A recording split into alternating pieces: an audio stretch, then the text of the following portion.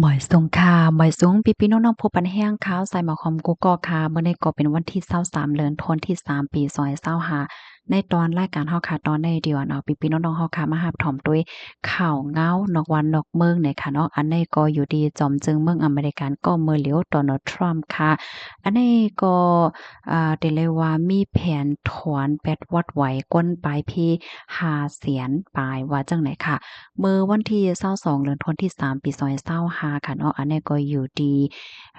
จอมจึงโดนัลด์ทรัมป์ค่ะเนาะโพสต์นำอเมริกันก็เมอร์ลีโอค่ะเปิ้นพาเมื่อวันที่21เดือนธันวาคมที่3ปี2025นั้นว่าเต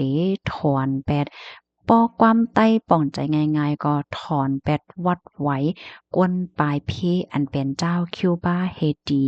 นีการากัวและเวเนซุเอลานะคะตั้งเสียงตั้งหมดก็530,000เกาะที่อันมีไว้อยู่ที่ในเมืองอเมริกาเนี่ยค่ะจื้อเขาได้ค่ะเมื่ออ่อนตั้งเนี่ยก็เลยรับขว้างให้เขาอยู่ในเมืองอเมริกาผ่านโครงการ CHNV ดีอันจอมจึงเก่าโจ้ไปเตียนไลก่อตังไว้นั่นเฮ็ดสร้างไว้นั่นเฮ็ดจังไหนคะอันนี้ก็ที่เรียกว่าเป็นรองตรงหนึ่งเทียงอันหนึ่งตี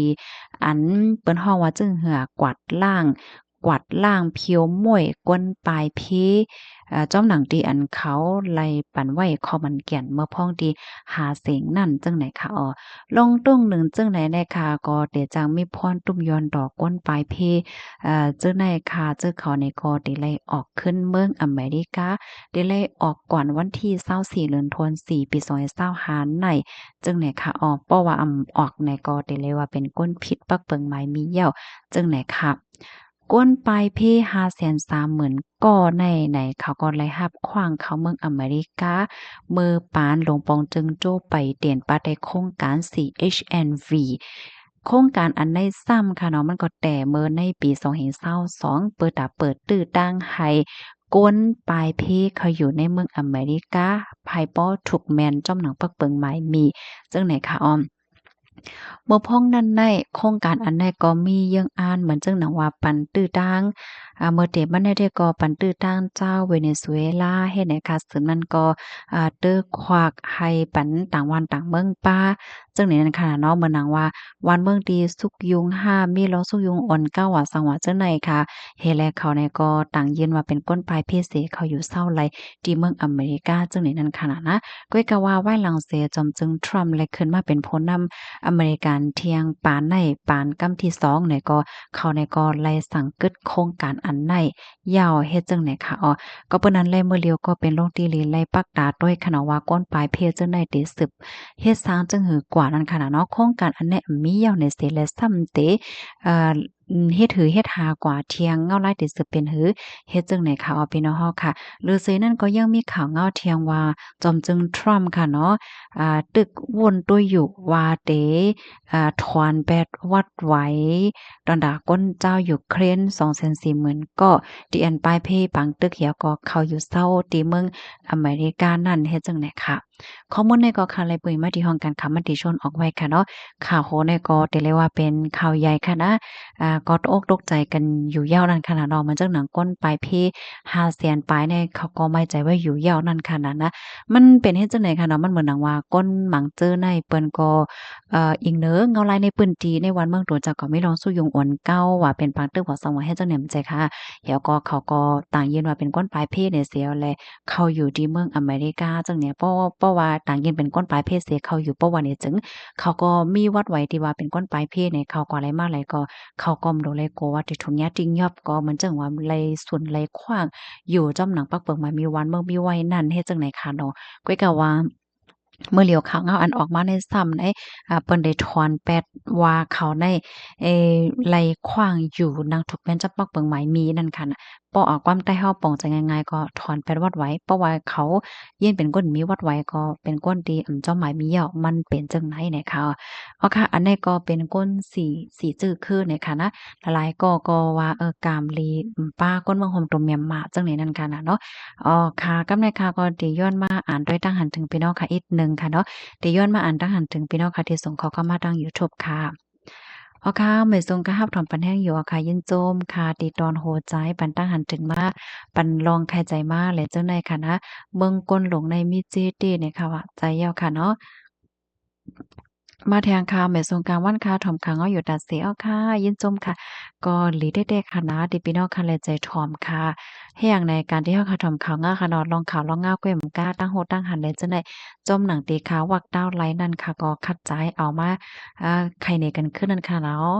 ขนาดเนาะแม่สงค่ะพี่สาวค่ะตั้งหมู่เจค่ะเป็นหือพองค่ะอยู่ลีกินวันอยู่ค่ะเนาะเอาค่ะเพราะว่ามาด้วยเงาลายวันเมืองเฮาค่ะหลายตีหลายๆตั้งก็หมังตีเนี่ยก็สู้ยุงแห้งค่ะเนาะมันจังหนังตี น้องเขียวว่าสังว่าเจ้าไหนเนี่ยค่ะเนาะตอนตาตีเว้งหมู่เจในเดเลยว่ามีปางตึกซื่อเสือหังค่ะเนาะอันนี้ก็ค่ะเนี่ยก็ยินจมจอมค่ะยินจมจอมค่ะเนาะเปิ้นตีเลยเซ็มว่าค่ะเนาะเพราะว่ามันมีปังตึกซื่อเสือในก้นเมืองเนี่ยค่ะไหลตึกคึกตกเป็นเหยื่อค่ะเนาะบางทีก็เคิ้นเยลูกไกวว่าสังว่าเจ้าไหนเนี่ยค่ะมาเที่ยงค่ะลองวัดไว้เนี่ยก็สุขสักใจน่ะนั่นยาวค่ะมันมีเป็นหลายคักตอนค่ะนะก้นที่ลงวัดใหม่ในมีอยู่ทั้งหมด5คักตอน อันนี้ค่ะก็